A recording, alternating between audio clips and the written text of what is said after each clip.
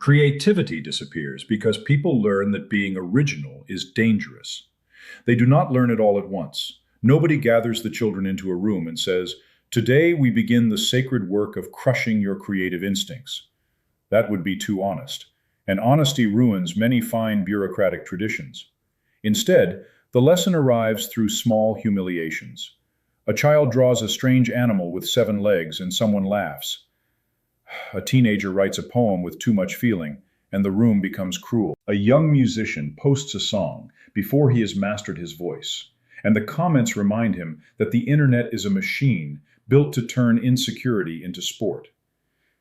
A woman tries to dress differently, speak differently, build something different, make something strange, tender, awkward, or beautiful, and the world responds with that little smirk people wear when they are about to mistake their own fear for taste. Over time, the lesson becomes clear. Do not try unless you can guarantee success. Do not show anything unfinished. Do not risk embarrassment.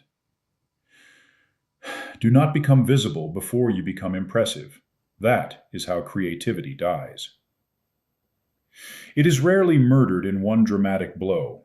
It is trained out of people through repetition, correction, mockery, and shame. The soul learns to hide its sketches, then it learns to stop sketching. Most creative people begin by trying strange things. That is the whole point. Creativity is the act of reaching beyond what is already known.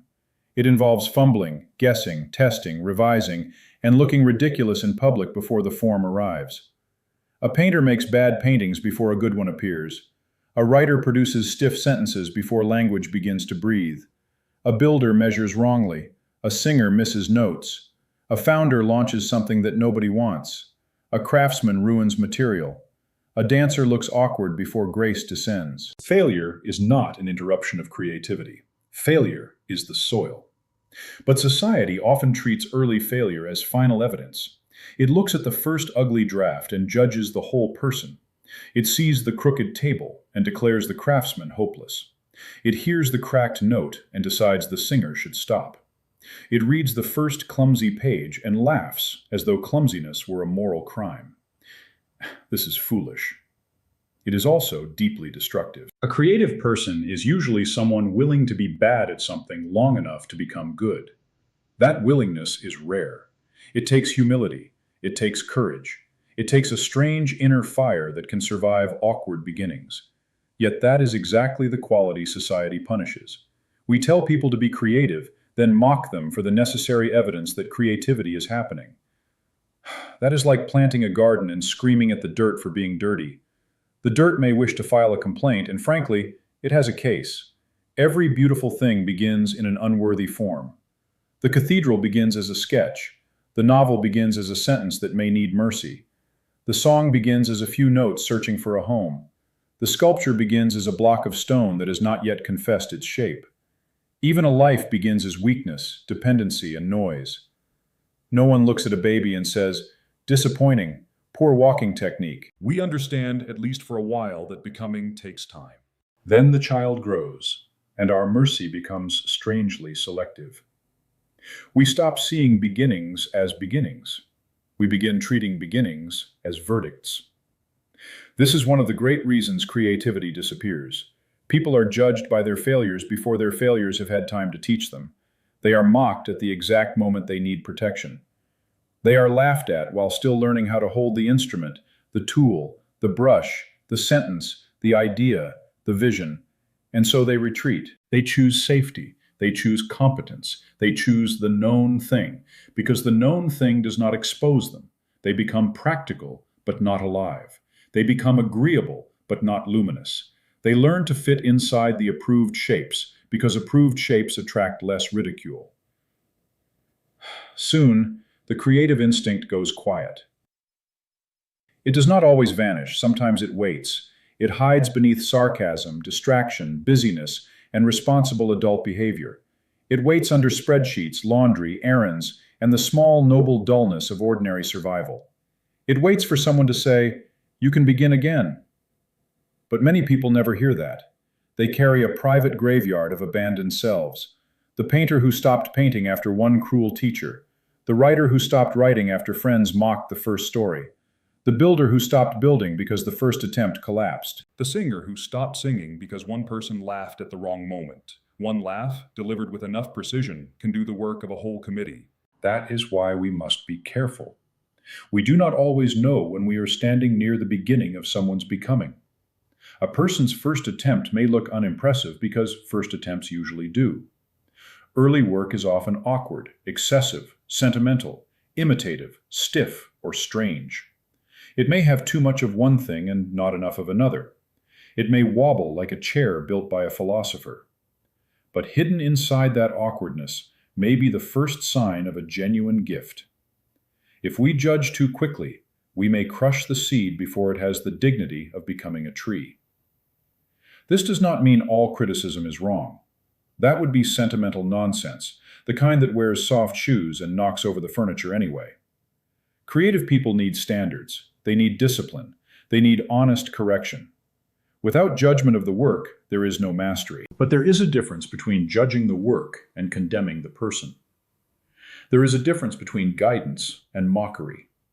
There is a difference between saying, "This part is weak, try again," and saying, "You are ridiculous for trying."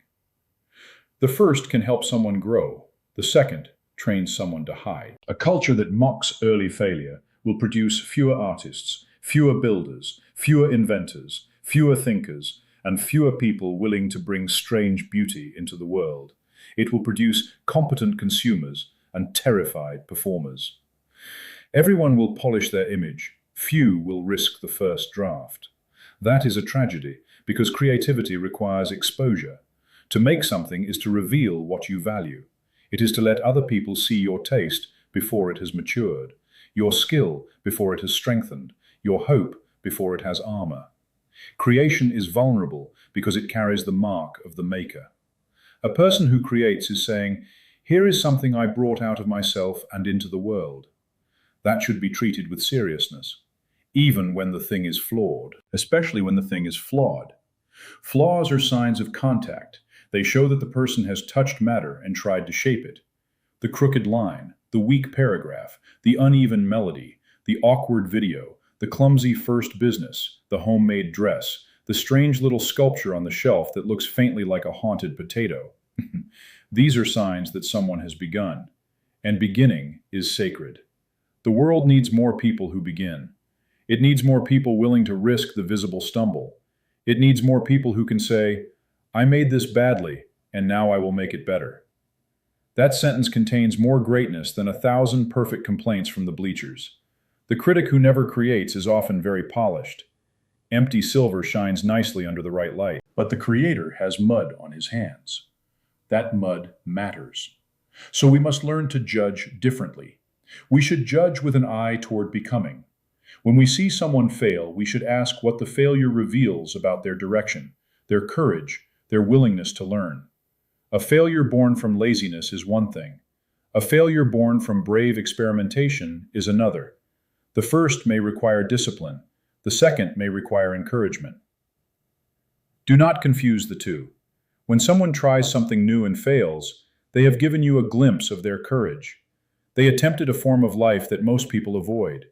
They stepped outside the safe enclosure of private opinion and entered the dangerous open field of making. That deserves respect. The work may need correction. The person needs room. This is especially true for children, teenagers, and beginners. Their early efforts should not be wrapped in false praise, because false praise is only mockery wearing perfume. But they should be protected from contempt. A young creator needs standards delivered with warmth. He needs correction that points the way forward. He needs someone to say, "This is not there yet, but keep going. There is something here." Those words can save a gift. Adults need the same mercy.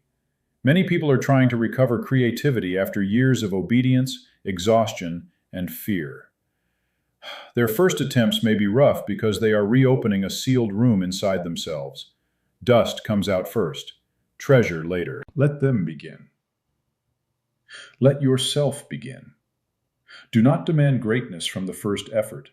Demand return. Demand attention. Demand honesty. Demand the courage to improve. Creativity does not disappear because people run out of ideas. It disappears because they learn that ideas are safer when left unborn. They learn that failure will be used against them. They learn that mockery costs less than courage, and the crowd always loves a discount. But a person can unlearn this. A culture can unlearn this. We can choose to become people who protect beginnings, who correct without contempt, who recognize that every master once produced awkward work, who remember that beauty often enters the world wearing the boots of failure. So the next time someone tries and fails, pause before you judge. You may be looking at the first visible sign of their becoming. You may be standing beside the rough foundation of something that will one day inspire wonder. You may be witnessing the sacred, embarrassing, necessary beginning of a creative life. And if that person is you, then begin again. Make the bad page, sing the cracked note, build the crooked thing, post the awkward video, shape the raw material. Return tomorrow with steadier hands. Let failure teach you without letting mockery define you. The world has enough spectators with sharp tongues and clean sleeves. It needs makers. It needs people brave enough to look foolish on the way to greatness. Beauty is the language eternity speaks to time.